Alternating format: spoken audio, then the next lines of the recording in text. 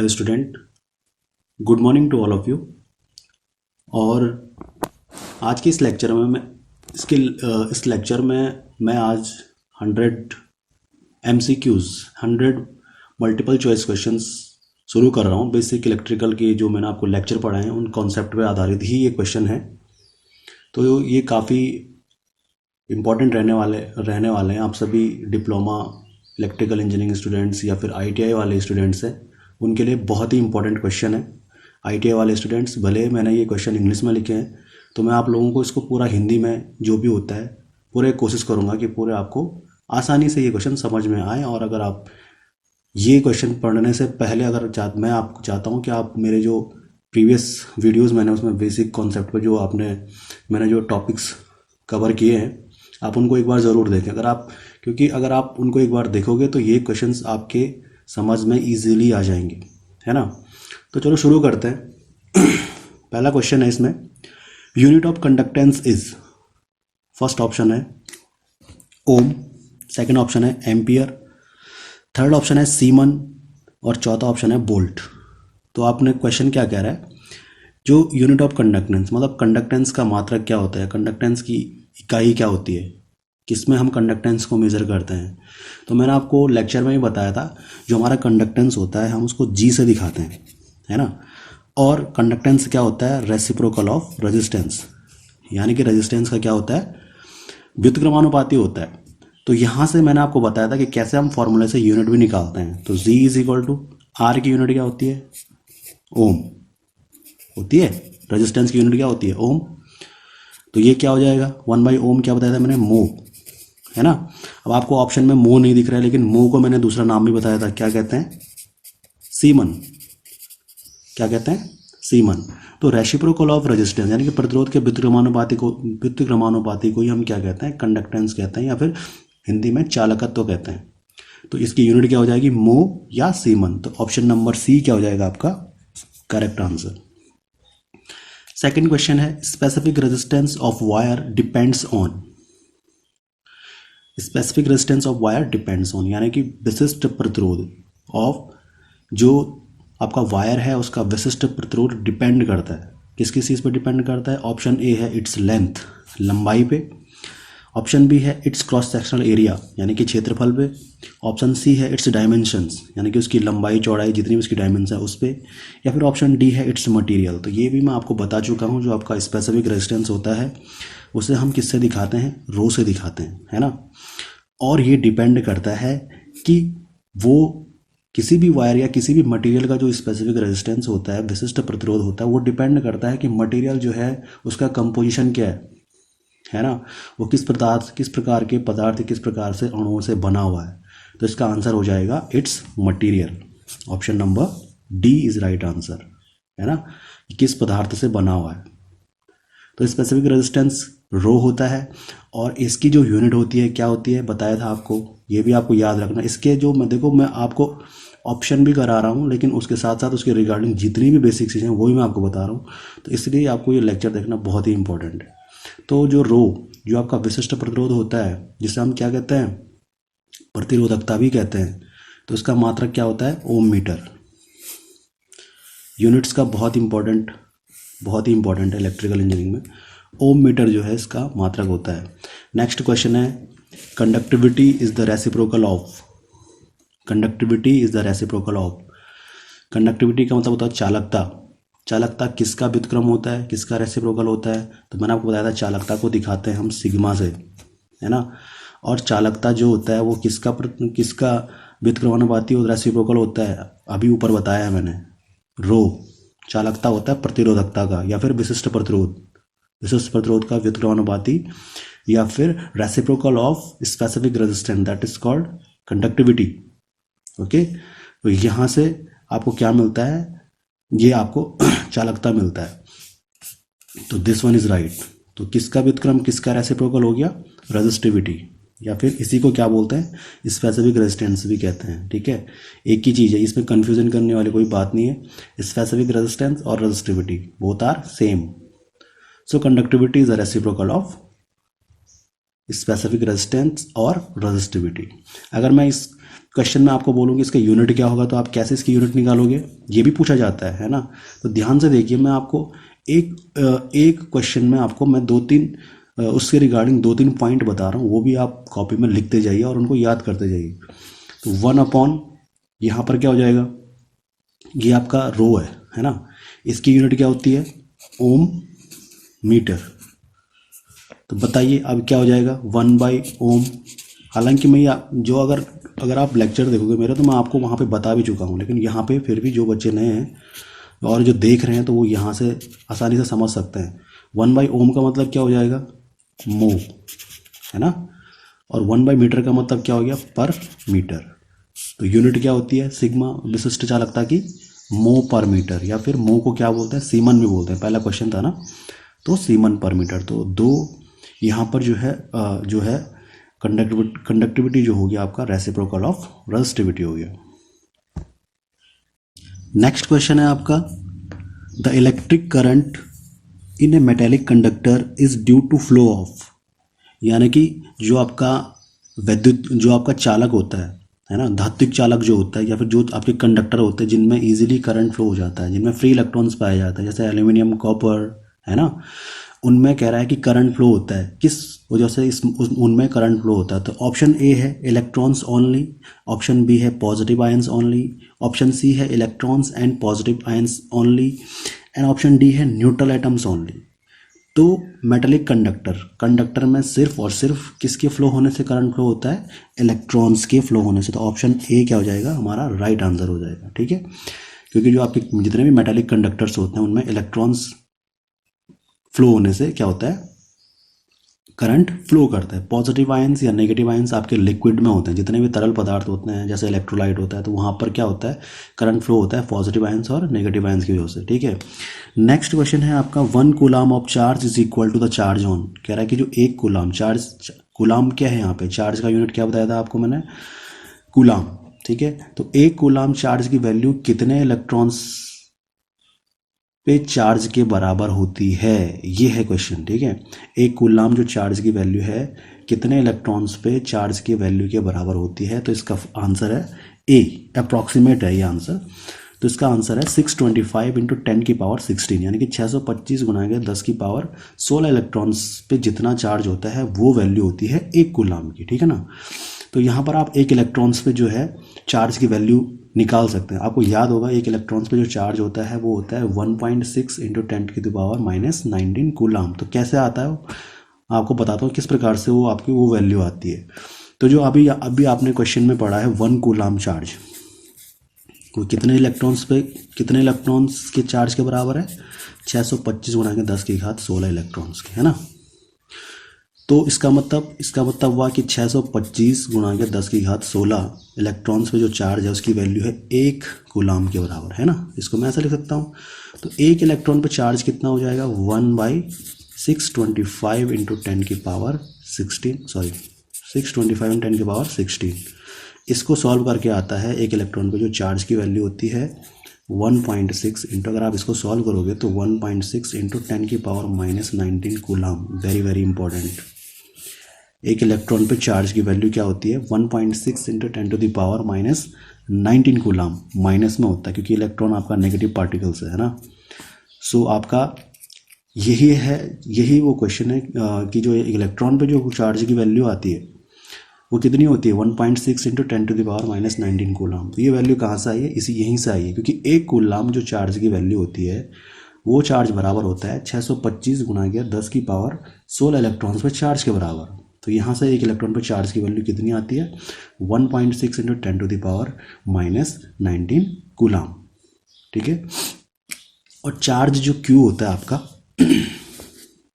वो होता है उसका भी एक फॉर्मूला होता है +- एन है यहाँ पे नंबर ऑफ इलेक्ट्रॉन्स और ई क्या है यहाँ पर हमारा, चार्ज ऑन एन इलेक्ट्रॉन, ठीक है। एन क्या है, नंबर ऑफ इलेक्ट्रॉन्स, और ई क्या है यहाँ पर, चार्ज ऑन एन इलेक्ट्रॉन्स। और कितना है उसकी value, 1.6 into 10 to the power -19 coulomb. Next question है आपका, how long does it take 50 microcoulomb of charge to pass a point in a circuit if the current flow is 15 milli ampere. How long, तो long, how long means आपको time पूछ रहा हो कि कितने समय में 50 माइक्रो कूलाम का जो चार्ज है ना, वो पास हो जाएगा किसी भी सर्किट में और करंट दे रही है आपको 50 मिली एम्पियर। तो यहाँ पर एक न्यूमेरिकल आपका आ चुका है। मैंने आपको जब बेसिक इलेक्ट्रिकल के लेक्चर पढ़ाए थे तो वहाँ पे मैंने आपको बताया था कि जो फॉर्मूले होते हैं हमारे सारे के सारे न्यूमेरिकल में यूटिलाइज होंगे। तो आपको प्रैक्टिस करनी है ज़्यादा से ज़्यादा न्यूमेरिकल्स करने की, ताकि आपके जो फॉर्मूले हों आपको ईजिली वो याद हो जाए। ठीक है, तो न्यूमेरिकल करने के लिए क्या टेक्निक होती है, जो भी चीज़ न्यूमेरिकल में जो वैल्यूज़ दे रखी है पहले आप उसको लिखो, क्या क्या दिया हुआ है आपको चार्ज दिया हुआ है Q 50 माइक्रो कूलाम है ना, I यानी कि आपको करंट भी दे रखी है 50 मिली एम्पियर। ठीक है, आपको निकालना क्या है, टाइम निकालना है ना। तो वेरी इजी। अब आपको एक ऐसा फॉर्मूला देखना है जो इन तीनों में रिलेशन बनाता है। तो आपको बताया था मैंने I इज इक्वल टू क्या होता है, Q अपॉन T, सिंपल। सो यहाँ से इस फॉर्मूले से मुझे तो टाइम निकालना है ना, हाउ लॉन्ग, कितना टाइम लगेगा।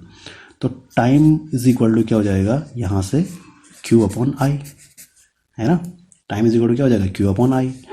सो Q की वैल्यू कितनी है 50 माइक्रो कूलाम। तो 50 माइक्रो कूलाम का मतलब, माइक्रो का मतलब होता है 10 की पावर -6। ठीक है, 50 माइक्रो कूलाम को यहीं पर देख लो, इसको कूलाम में, क्योंकि ये मिली में है ये माइक्रो में। तो हमें जब हम न्यूमेरिकल सॉल्व करते हैं तो आपको ये ध्यान रखना है जितनी भी आपकी क्वांटिटी होगी उसको एक सेम यूनिट में रखना है। अब ये माइक्रो कूलाम में है, ये मिली में। अगर ये भी माइक्रो में होता तो हम कोई भी चेंज नहीं करते यहाँ पे। ठीक है, क्योंकि ये माइक्रो में है और ये मिली में, तो इसलिए हमें इसको कूलाम, इसको हमें नॉर्मल बनाना है। तो 50 माइक्रो कूलाम में कूलाम कितने हो जाएंगे 50 इंटू 10 की पावर -6, और मिली एम्पियर को करेंगे हम चेंज एम्पियर में, तो 15 into 10 to the power milli का मतलब -3 एम्पियर कूलाम, है ना। So Q upon I 15 into 10 to the power -3। Okay, तो 10 की पावर -3 से 10 की पावर -6 कैंसिल हो जाएगा। 10 की पावर कितनी बार -4, 10 की पावर -3, सॉरी 10 की पावर -3। ओके, और ये आप इसको करो तो ये 3.33 आएगा। ठीक है, तो आंसर हमारा क्या आ गया 3.33 into 10 to the power -3 second, क्योंकि हम क्या निकालना है, टाइम निकालना है। तो कौन सा है ये ऑप्शन, फर्स्ट ऑप्शन आपका सही है। ठीक है, तो 3.33 into 10 to the power -3 second में जो है 50 माइक्रो कूलम का चार्ज हो जाएगा, पास हो जाएगा। ठीक है, नेक्स्ट क्वेश्चन है हमारा question number 7। The quantity of charge that will be transferred by a current, the quantity of charge that will be transferred by a current flow of 10 ampere over 1 hour period is। Quantity of charge मतलब आपको पूछ रखा है कि charge कितना है, आवेश की वैल्यू निकालनी है आपको। ठीक है, ये निकालना है आपको। By a current flows of 10 ampere, आपको देखो मैंने क्या बताया आपको, न्यूमेरिकल में जो चीज़ दे रखी है पहले वो लिखो। करंट भी दे रखी है आपको, है ना। टाइम दे रखा है आपको कितना है 1 आवर, है ना। तो निकालना क्या है आपको, क्वांटिटी ऑफ चार्ज। तो सिंपल है, तीन चीज़ों में, यानी कि तीन वेरिएबल, तीन आपके पास यहाँ पे वेरिएबल्स या तीन क्वांटिटी हैं आपके पास इलेक्ट्रिकल की। तो आपको क्या निकालना है, इसमें रिलेशन बनाना। तो वही है I is equal to Q upon T, है ना। यहाँ पहले वाले न्यूमेरिकल में क्या निकालना था, हमें टाइम निकालना था, यहाँ पर हमें चार्ज निकालना है। तो Q इज इक्वल टू क्या हो जाएगा, यहाँ से इस फॉर्मूले से Q इज इक्वल टू हो जाएगा I इंटू T, सिंपल। लेकिन आपको ध्यान रखना है समय का जो यूनिट होनी चाहिए वो सेकेंड होनी चाहिए। ठीक है ना। तो I की वैल्यू 10 एम्पियर और टाइम कितना है हमारे पास 1 आवर्स, और 1 आवर्स में अगर आप सेकंड बनाओ तो कितने होते हैं, 1 मिनट में 60 सेकंड होते हैं, है ना। हमें 1 आवर में करना है ना, 1 मिनट में 60 सेकंड होते हैं। 1 आवर में मिनट कितने होते हैं 60 मिनट होते हैं। तो जब 1 मिनट में 60 सेकंड हो गए और 1 आवर में 60 मिनट होते हैं, तो 60 मिनट में सेकंड कितने हो जाएंगे 60 इंटू 60, यानी कि 3600 हो जाएगा ये, है ना। 60 इंटू 60 3600 हो जाएगा। ठीक है, तो अगर मैं इसको सॉल्व करूं तो 3600 के पीछे 10 से मल्टीप्लाई कर रहे हैं तो ये हो जाएगा, है ना 36,000, है ना। तो यहाँ पर आंसर देखिए आप, तो option number B is right answer, क्योंकि मैं इसको ऐसा लिख सकता हूँ 3.6 इंटू 10 टू द पावर 4, है ना। ये और ये चीज़ सेम है। अगर मैं इसको सॉल्व करूँगा तो हमारा यही आएगा, आंसर आएगा। तो इसलिए ऑप्शन में थोड़ा घुमा के दे रखा है, इसी को ऐसे भी लिख सकते हो आप। तो ये आपका ऑप्शन नंबर 2 ये हो जाएगा आपका correct option, 3.6 into 10 to the power 4। Next question है question number 8। The drift velocity of free electrons is the order of. ये भी मैं आपको बता चुका हूँ लेक्चर में। जो ड्रिफ्ट वेलोसिटी होती है फ्री इलेक्ट्रॉन्स की, ड्रिफ्ट वेलोसिटी का मतलब जिस एवरेज वेलोसिटी से जो है आपके कंडक्टर में इलेक्ट्रॉन्स क्या करते हैं, मूव करते हैं, उसे हम क्या कहते हैं, ड्रिफ्ट वेलोसिटी कहते हैं। ठीक है, तो ये भी मैं आपको बता चुका हूँ और इसका सही आंसर है 10⁻⁻5 मीटर पर second. Option number B is right. जो ड्रिफ्ट वेलोसिटी होती है इलेक्ट्रॉन्स की वो कितनी होती है, 10⁻5 मीटर पर सेकेंड। ms-1 का मतलब होता है मीटर पर दी सेकेंड। ठीक है, सो नेक्स्ट क्वेश्चन है आपका, the specific resistance of A metallic conductor dot dot dot. The specific resistance of A metallic conductor dot dot dot with rise in temperature. कहने का मतलब है किसी भी धात्विक चालक या चालक पदार्थ का जो विशिष्ट प्रतिरोध होता है या फिर स्पेसिफिक रेजिस्टेंस होता है वो तापमान बढ़ाने के साथ साथ उस पर क्या प्रभाव पड़ता है, तो आपको ये बताना है। तो चालक पदार्थ का मैंने आपको बताया है, चालक पदार्थ का अगर हम तापमान बढ़ाते हैं तो उसका रेजिस्टेंस भी क्या होता है, बढ़ता है। तो इसका आंसर हो जाएगा इंक्रीजेज, क्योंकि जो चालक पदार्थ का जो तापमान गुणांक होता है अल्फा, बताया होगा मैंने आपको, टेम्परेचर कोफिशिएंट जो अल्फा होता है वो क्या होता है, पॉजिटिव होता है। क्या होता है, पॉजिटिव। किसके लिए, चालक पदार्थ के लिए क्या होता है, पॉजिटिव। कंडक्टर के लिए, इंसुलेटर और सेमीकंडक्टर जो हमारे होते हैं उनके लिए क्या होता है, अल्फा का मान नेगेटिव होता है ना। नेगेटिव का मतलब अगर हम तापमान को इंक्रीज करेंगे तो हमारा जो रेजिस्टेंस होगा इंसुलेटर और सेमीकंडक्टर केस में वो क्या हो जाएगा, रेजिस्टेंस डिक्रीज होता है। यानी कि in case of insulator and semiconductor when we increases the temperature the resistance will goes down. Okay, तो क्या होगा कि अगर हम तापमान बढ़ाते हैं due to the negative temperature coefficient, जो आपका सेमीकंडक्टर है या फिर जो आपका कुचालक पदार्थ इंसुलेटर्स हैं उनका रेजिस्टेंस क्या होगा, कम होगा। ठीक है, और जो चालक पदार्थ है उनका क्या होगा, रेजिस्टेंस बढ़ेगा, क्योंकि उनका क्या होता है, पॉजिटिव टेम्परेचर कोफिशिएंट होता है, temperature coefficient. Okay, next question है आपका, the potential difference of an energy source that provides 50 millijoule of energy for every microcoulomb of charge that flows in। देखिए ये भी यहाँ पे न्यूमेरिकल आ चुका है आपका, छोटे छोटे न्यूमेरिकल्स बहुत इंपॉर्टेंट। यही क्वेश्चंस हैं, यही बेसिक कॉन्सेप्ट के क्वेश्चन हैं जो आपके बेसिक्स को अच्छा बनाएंगे और आगे जितने भी आपके चैप्टर्स आएंगे उनमें आप इजीली जो है क्वेश्चन को कर पाओगे। सो पोटेंशियल डिफरेंस निकालना है आपको, है ना। अब बताइए क्या क्या दे रखा है आपको, एनर्जी दे रखी है, यानी कि डब्ल्यू आपको दिया हुआ है। देखो जैसा मैंने आपको पढ़ाया उस हिसाब से आपको करा रहा हूँ क्वेश्चन। डब्ल्यू है 50 मिलीजूल। ठीक है, और नेक्स्ट क्या बोला है, चार्ज की वैल्यू क्या है, माइक्रोकूलम। माइक्रो का मतलब होता है 10⁻⁻⁶। ये है आपके पास चार्ज। ठीक है, पर एवरी माइक्रोकूलम, माइक्रो का मतलब क्या होता है, 10⁻⁶। और आपके पास डब्ल्यू भी है, तो आपको क्या निकालना है, आपको निकालना है वोल्टेज। और मैंने बताया था वोल्टेज क्या होता है आपका, W/Q। फॉर्मूला आपको याद होना, विदाउट फॉर्मूला आप न्यूमेरिकल सॉल्व नहीं कर पाओगे। सो W की वैल्यू 50 मिलीजूल। 50 मिलीजूल का मतलब क्या होता है, 10⁻⁻3। इसको भी हम क्या करेंगे, जूल बनाएंगे ना, और एक कूलम बना दें, क्योंकि माइक्रो कूलम को हमने क्या बनाया, क्योंकि मैंने आपको बताया कि न्यूमेरिकल जब आप सॉल्व करोगे तो आपको ध्यान रखना है क्वांटिटी एक ही यूनिट में होनी चाहिए। अगर ये कूलम में है तो ये मिली जूल में, तो इसको भी जूल में होना चाहिए, तो मैंने इसको जूल बना दिया, है ना। तो चार्ज क्या हो जाएगा, 10⁻⁻6, है ना। जब आप इसको सॉल्व करोगे तो क्या हो जाएगा, 15 × 10⁻⁻3। अब ये 10⁻⁻6 ऊपर चला जाएगा नॉमिनेटर में, तो क्या हो जाएगा 10⁻6, है ना। 10⁻⁻3 और यहाँ पे 10⁻6 है, तो मल्टीप्लाई में क्या होता है, पावर ऐड हो जाती है, बट ये -3 ये 6 है, तो 6 - 3 कितना हो जाएगा, 3, है ना। 50 × 10⁻3, 50 × 10⁻3 है ना। और 10⁻3 का मतलब क्या होता है, किसी की 10⁻3 का मतलब होता है किलो, है ना। तो ये हो जाएगा किलो, 50 किलो वोल्ट, या फिर 50,000 वोल्ट इसका आंसर आएगा, या फिर 50,000 वोल्ट को क्या बोल सकता हूँ, 50 किलो वोल्ट, यानी कि 50 × 10⁻3, है ना। 10⁻3 का मतलब होता है kilo, 50 kV is right answer. तो ऑप्शन नंबर डी सही हो जाएगा हमारा, 50 kV। देखो टेम्परेचर कोफिशिएंट वाला क्वेश्चन आ गया फिर से। Insulator have dot dot dot temperature coefficient of resistance. क्या कह रहा है, जो हमारे कुचालक पदार्थ होते हैं, कुचालक पदार्थ का मतलब जिनमें करंट फ्लो नहीं होता है, जिन्हें फ्री इलेक्ट्रॉन्स नहीं पाए जाते हैं, है ना। प्लास्टिक हो गया आपका, बहुत सारे ऐसे हैं, ग्लास हो गया, ये आपके क्या है, इंसुलेटर पदार्थ हैं। तो इनका टेम्परेचर कोफिशिएंट क्या होता है, इनका टेम्परेचर कोफिशिएंट होता है नेगेटिव। क्या होता है? नेगेटिव। यानी कि अगर हम टेम्परेचर को बढ़ाएंगे तो इनका रेजिस्टेंस क्या होगा? डिक्रीज होता चला जाएगा। तो इसका राइट आंसर हो जाएगा option number C, negative. Okay, so next question है question number 12। What quantity of charge must be delivered by a battery with a potential difference of 100 volt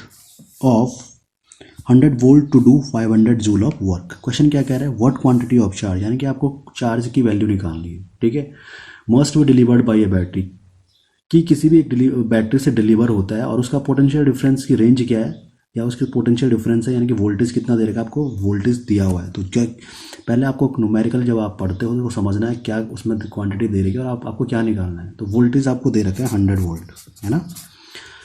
to do work, work का मतलब क्या होता है? Work and energy same चीज़ है ना, little bit difference होता है वर्क और एनर्जी में। ठीक है, तो 500 आपका क्या है? ये आपका क्या आ गया? दिस इज वोल्ट, वोल्टेज है, और ये है आपका 500 जूल, ये आपकी एनर्जी है। अब आपको निकालना क्या है? चार्ज निकालना है। तो मैंने आपको फॉर्मूला बताया है, वोल्टेज बराबर इज इक्वल टू क्या होता है? W/Q, है ना। तो यहाँ से इसी फॉर्मूले से Q इज इक्वल टू क्या हो जाएगा भाई? W/V, है ना। तो वैल्यू रखो, W की वैल्यू कितनी है? 500 जूल, और आपका वोल्टेज कितना है? 100। स्टॉप करके कितना आएगा? 5। तो आपने निकाला क्या है? चार्ज निकाला है। तो इम्पॉर्टेंट चीज़ आपको ध्यान ये रखना है, जो भी क्वांटिटी आप निकाल रहे हैं उसकी यूनिट भी आपको लिखनी है। 5 आपने चार्ज निकालना है तो कूलाम, 5 कूलाम। तो कौन सा आंसर सही हो जाएगा? Option number A.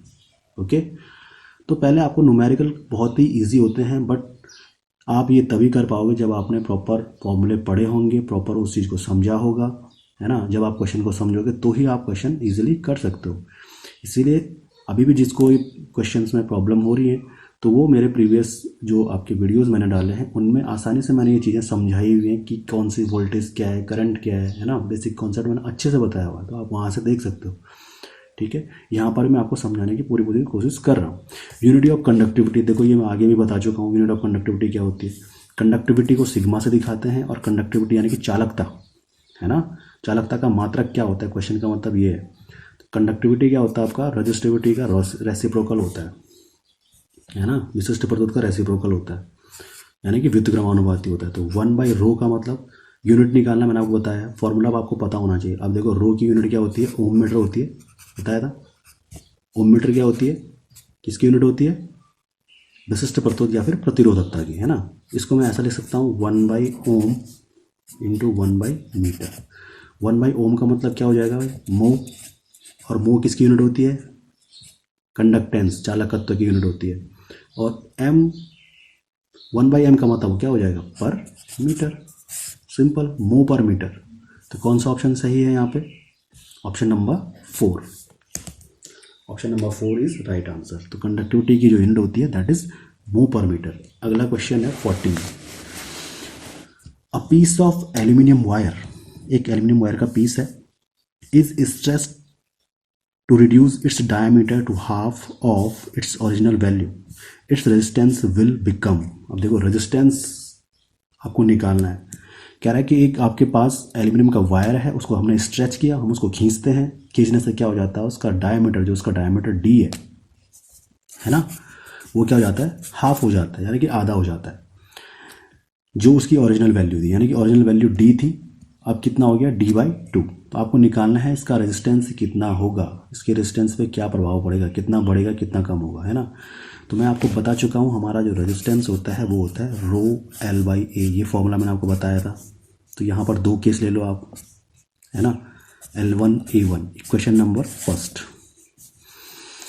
R2 ρL2/A2, है ना। क्वेश्चन नंबर सेकंड हो जाएगा हमारा। अब देखो रो तो सेम रहेगा। रो सेम क्यों रहेगा? क्योंकि रो क्या है आपका? विशिष्ट प्रतिरोध, और विशिष्ट प्रतिरोध किस पर डिपेंड करता है? Nature of material. मटेरियल तो सेम ही है ना, एल्यूमिनियम ही वायर है, एल्यूमिनियम के वायर को ही तो हम खींच रहे हैं। तो पहले केस में भी वही रहेगा। और मैंने क्या बताया? अब देखिए रो ये चेंज नहीं होगा, क्योंकि ये मटेरियल पर डिपेंड करता है। आप वायर को खींचो, कुछ भी करो, उसका रेजिस्टिविटी पे कोई डिपेंड कोई प्रभाव नहीं पड़ेगा, क्योंकि रेजिस्टिविटी सिर्फ और सिर्फ उसके मटेरियल्स पे डिपेंड करती है, उसके कंपोजिशन पे डिपेंड करती है कि किस मटेरियल से बना हुआ है। ठीक है, तो ये दोनों केस में सेम आएगा आपका। अब हम कर क्या रहे हैं, हम क्या कर रहे हैं, डायमीटर को हाफ कर रहे हैं, यानी कि उसके डायमीटर को आधा कर रहे हैं। तो जो हमारा देखिए, अब दोनों केस में क्या होगा, हमारे पास जो है वॉल्यूम, देखो जो आयतन होता है, आयतन दोनों केस में सेम रहता है। ठीक है, जो हमारा आयतन आएगा, तो आयतन कैसे निकालते हैं हम, आयतन कैसे निकालेंगे, लेंथ को हम एरिया से मल्टीप्लाई करेंगे, हमें क्या मिल जाएगा, वॉल्यूम मिल जाएगा। तो पहले केस में वॉल्यूम क्या हो जाएगा, L1 इंटू A1, और वॉल्यूम हमेशा बराबर रहता है, आपको पता होना चाहिए आप, क्योंकि हम उसको स्ट्रेच करें चाहे कुछ भी करें, वॉल्यूम तो सेम ही रहेगा ना, वॉल्यूम चेंज नहीं होता है। ठीक है, वॉल्यूम सेम ही रहेगा, L2 इंटू A2। ठीक है, अब पहले केस में एरिया आपका A1 है, क्योंकि जो हमारा डायमीटर के स्क्वायर के प्रोपोर्शनल होता है आपका एरिया। ठीक है, जो हमारा एरिया होता है वो डायमीटर के स्क्वायर के प्रोपोर्शनल होता है। ठीक है, तो अब हम क्या कर रहे हैं, सेकंड केस में हम कर क्या रहे हैं, सो A1 प्रोपोर्शनल डी स्क्वायर, तो A2 कितना हो जाएगा, डी स्क्वायर बाई 4 हो जाएगा ना, क्योंकि हमने क्या किया, डी बाई 2 का स्क्वायर, क्योंकि हमने डायमीटर हाफ कर दिया, तो A2 हमारा हो जाएगा डी स्क्वायर बाई 4। A2 हमारा क्या हो जाएगा, डी स्क्वायर बाई 4। तो यहाँ से हमारा L1 into A1 is equal to L2 into A2। तो डी स्क्वायर बाई 4 का मतलब, अब देखो डी स्क्वायर बाई 4, तो यानी कि A1 प्रोपोर्शनल डी स्क्वायर था, तो A2 प्रोपोर्शनल क्या हो जाएगा, यानी कि A2 किस पे डिपेंड कर रहा है, हमारा डी स्क्वायर पे डिपेंड कर रहा है, तो A2 किस पे डिपेंड करेगा, डी स्क्वायर बाई 4। यही तो हमारे पास मिल रहा है, क्योंकि हमारा क्षेत्रफल क्या होता है, डायमीटर के स्क्वायर के प्रोपोर्शनल होता है वायर का। ठीक है, तो D square D square by 4, यानी कि A2 क्या हो जाएगा, ये डी स्क्वायर क्या है हमारा A1 है, तो A1 बाई 4। A2 क्या हो जाएगा हमारा A2 आएगा, वो क्या हो जाएगा, क्योंकि डी स्क्वायर क्या है आपका, यानी कि मैं डी स्क्वायर को A1 लिख सकता हूँ क्योंकि ये प्रोपोर्शनल है, तो A2 is equal to A1 by 4। तो यहाँ पर मैं लिख सकता हूँ A1 बाई 4, है ना। तो यहाँ से यहाँ से A1 और A1 का कैंसिल हो जाएगा, तो L2 की वैल्यू कितनी मिल जाएगी हमें, 4L1। अब कुछ नहीं करना है आपको, R1 बाई R2 कर दो आप, R1 बाई R2। तो जब आप करोगे तो रो से रो, तो ये क्या हो जाएगा, रो R1 की वैल्यू क्या है, रो L1 अपॉन A1, और R2 की वैल्यू क्या है, रो L2 अपॉन A2।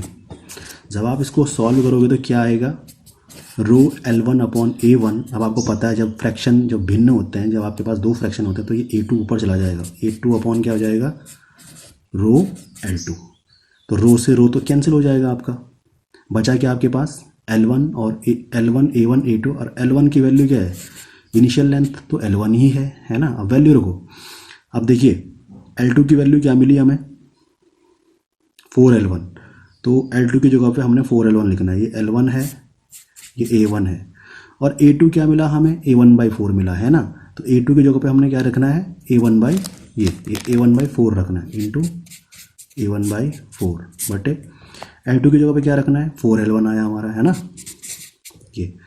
तो जब आप इसको सॉल्व करोगे तो क्या हो जाएगा भाई, L1 upon A1 into A1 upon 16L1 होगा, 4 चौको 16, ये ऊपर चला जाएगा, 4 4 जा 16, 4 4 जा 16L1। सो L1 से L1 कैंसिल हो जाएगा, A1 से A1 कैंसिल हो जाएगा, फाइनली जो आपके पास बच जाएगा 1/16 बचेगा ना, ये सारे कैंसिल हो गए हैं। So R1 by R2 is equal to कितना बच जाएगा, 1/16। तो यहाँ से देखो R2 इंटू 1 कितना होगा, R2 इंटू 1 कितना हो जाएगा, R2 हो जाएगा, R2 इंटू 1 ये हो जाएगा R2, और 16 इंटू R1 कितना हो जाएगा, 16R1। तो देखो क्या प्रभाव पड़ा सेकंड केस में हमारा, जब हमने लेंथ को जब हमने क्या किया, जब हमने लेंथ को इंक्रीज़ किया, यानी कि लेंथ को जब हमने बढ़ाया, तो हमारा रेजिस्टेंस भी क्या हो गया, इंक्रीज़ हो रहा है। यानी कि जो हमारा R2 है, R2 क्या हमारा दूसरे केस में जब हमने क्या किया है, डायमीटर को क्या किया है, हाफ किया है, तो हमारा नया रेजिस्टेंस कितना हो रहा है, पहले रेजिस्टेंस के 16 टाइम हो रहा है। यानी कि फर्स्ट रेजिस्टेंस हमारा R1 है, तो कितना हो रहा है हमारा रेजिस्टेंस, 16 टाइम्स इंक्रीज हो रहा है। तो option number 4 is right answer, ये आपका सही आंसर हो जाएगा। ठीक है, अगर इस क्वेश्चन में कोई प्रॉब्लम है, किसी भी इंपॉर्टेंट क्वेश्चन में कोई भी दिक्कत कहीं पर आपको हुई है, या कोई भी क्वेश्चन आपके समझ में नहीं आया हो, तो आप कमेंट बॉक्स में कमेंट करें, मैं फिर से उस क्वेश्चन को दोबारा से समझा आप लोगों को समझा दूंगा कि कैसे इस क्वेश्चन का आंसर ये आया। ठीक है, तो आई होप ये वीडियो आपको पसंद आया होगा। और सभी जितने भी स्टूडेंट्स हैं ज़्यादा से ज़्यादा इस वीडियो को जो है शेयर करें, सब्सक्राइब करें। ठीक है, और आज के लेक्चर में इतना ही। नेक्स्ट 100 मल्टीपल चॉइस क्वेश्चन का नेक्स्ट सेट जो है अगले वीडियो में लाऊंगा। और आप लोग जो है घर पे अपनी पढ़ाई कंटिन्यू रखें, तैयारी करते रहें। धन्यवाद।